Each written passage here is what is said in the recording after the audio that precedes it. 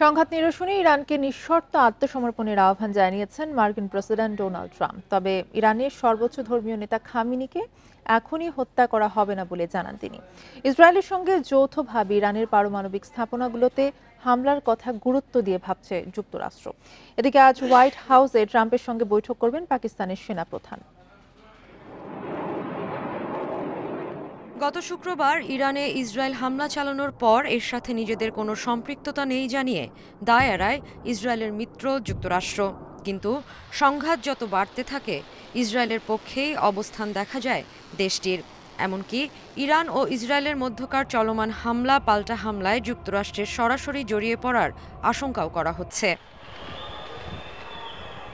এবার ধৈর্য ক্রমশ ভেঙে যাচ্ছে উল্লেখ করে সংঘাত নিরসনে ইরানকে নিঃশর্ত আত্মসমর্পণ করতে বললেন মার্কিন প্রেসিডেন্ট ডোনাল্ড ট্রাম্প।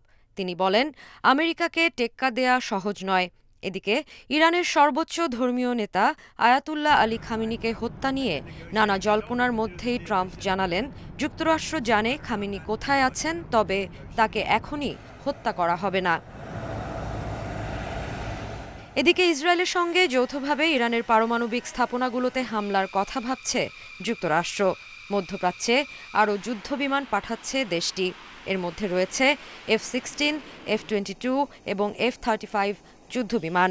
এছাড়া আগে থেকেই মোতায়েন কিছু বিমান বহরের মিশন বাড়ানো হচ্ছে।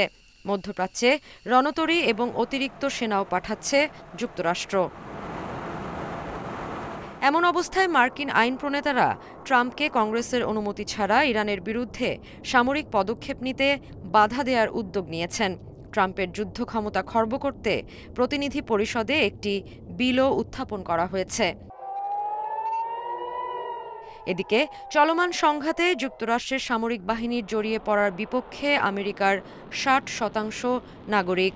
গবেষণা প্রতিষ্ঠান ইউকভের এক জরিপে জানানো হয়েছে, মাত্র 16% অংশগ্রহণকারী বলেছেন তারা ইরানে মার্কিন বাহিনীর হামলার পক্ষে। Sadia Afrin, independent news.